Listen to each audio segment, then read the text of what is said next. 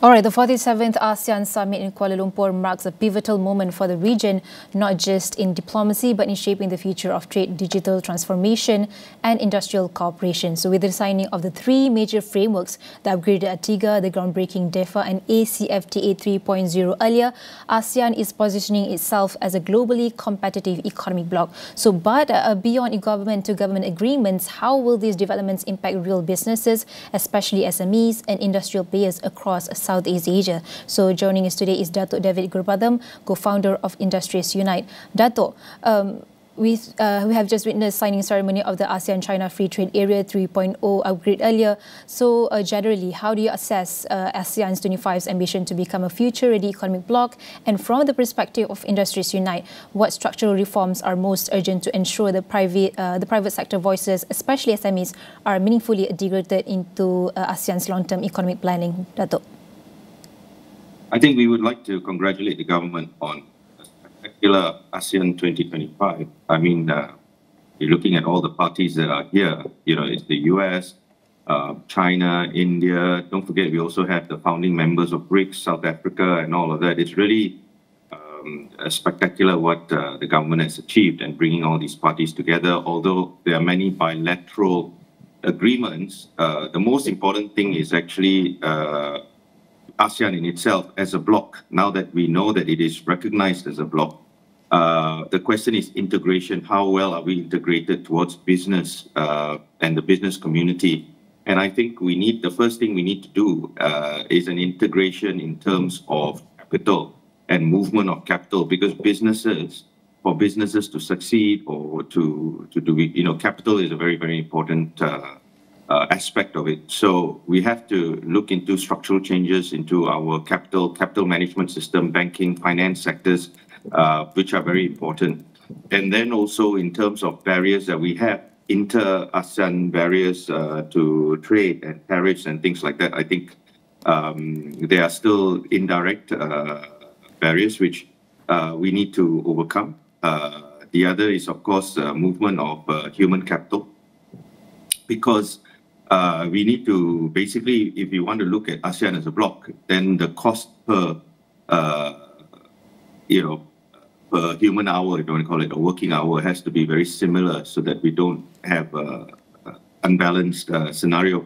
And so we need to look at the capital movement, the capital cost, and all of this to be able to integrate into a very seamless scenario. The other thing is also whereby we work on our strengths. Different countries have different strengths, and we have to be able to trust each other and work to solidify. One of the main things is our supply chain. Our supply chain, as you can see worldwide, the moment that the supply chain becomes fractured, then we have issues. However, we are very lucky in ASEAN. We have very strong inter-ASEAN supply chains. Of course, we are going to need the rest of the world, but we are positioned very well. Malaysia has put ASEAN at the forefront. If you look, as I said, it's not just geopolitically the US government and the US trade deal. We have China, we have India, and of course, what's not really mentioned is actually the founding members of BRICS. We have South Africa and all of that. So I think we are going to play a very important role. Apart from that, also because of the fact that there are geopolitical tensions, for example, between China and the US and India, and so on and so forth, I think Malaysia benefits by being this middle ground for capital and for business. And so, yes, SMEs are looking forward to it, certainly.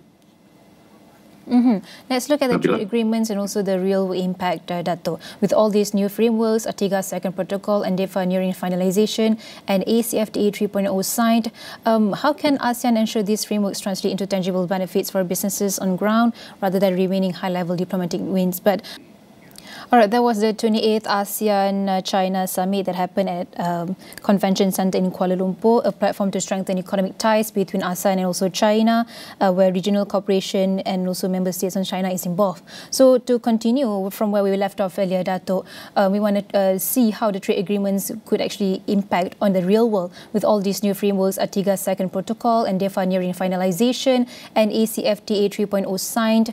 How can ASEAN actually ensure these frameworks translate into tangible tangible benefits for businesses on the ground rather than remaining high-level diplomatic wins?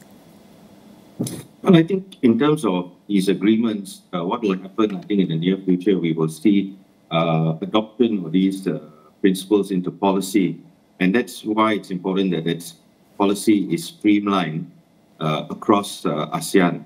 And once these policies are streamlined into ASEAN, they need to be integrated into our current financial budgeting and planning, for example, over the next 5 years and the next 10 years.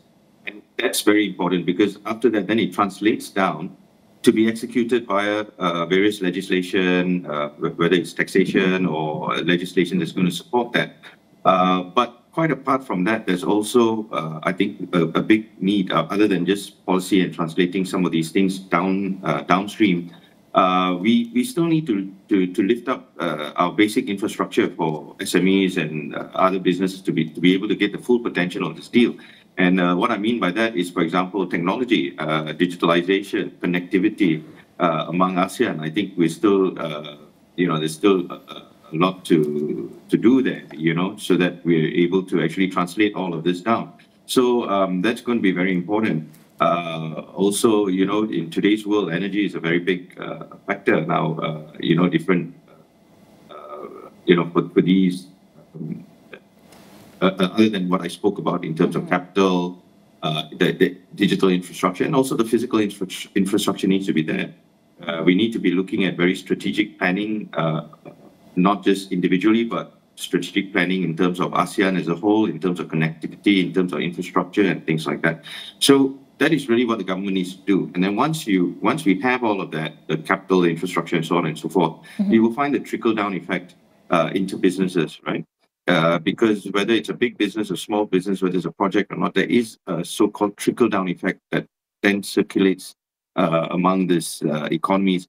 But also there must be some level of coordination in ASEAN so that there is no inter-ASEAN strategy lapses, right? So that's why it's very good to see ASEAN having these agreements as a collective bloc as opposed to individual agreements or individual FTAs, because these individual FTAs can sort of throw the economic balance out of sync, tariffs, things like that. Because when you're ASEAN and you're an SME and you're relying on that supply chain coming through, any even a minor change can be very disruptive to the overall business, long-term orders and things like that. So I think that collective position that ASEAN has taken will definitely translate downstream into SMEs.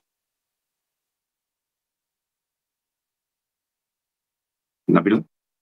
Growth. So in the context of ASEAN, what specific regulatory bottlenecks that do you believe must be addressed to unlock cross-border SME expansion, also investment? Well, I think one of the main factors will actually be flow of human capital. I mean, it is something that, in other words, workers, all right, to translate that in a very simple manner. I think, labor is going to be a very important factor if we're going to bring this ASEAN up as a group. I mean, if you look at Europe, their policies in the early years, 20 years ago, 30 years ago, when it came to labor, helped the economy go up. Today, the immigration policies are just not working. So we need to have a very careful and integrated labor policy for ASEAN as a whole. Of course, the other is also we need to be able to get all the other countries. Not every country is in a similar situation when it comes to financial instruments, inflow of capital controls, regulations, and things like that. And so we need to have a sort of a uniform position there, because that then makes it easier for an investor, for example, who wants to come to Malaysia and wants to expand into Indonesia and so on and so forth. They know they have a financial infrastructure. There's a legal infrastructure that is there. There's a capital infrastructure that is there. So these are all, very, very important building blocks that have to be in place. And I hope that with these policy now consideration in ASEAN being more and more integrated, which we need to do, we're going to be able to achieve that. And when that happens, you will find SMEs booming. Now, listen, Nabila, our economy is based 70%, our GDP is based 70% on SMEs.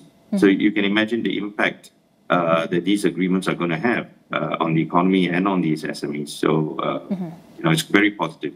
All right, that was Datuk David Gurupatham, the co-founder of Industries Unite. And with that, we hope ASEAN 25 continues to shape the region's trajectory, delivering on its promise on inclusive growth and redefining the future of regional business.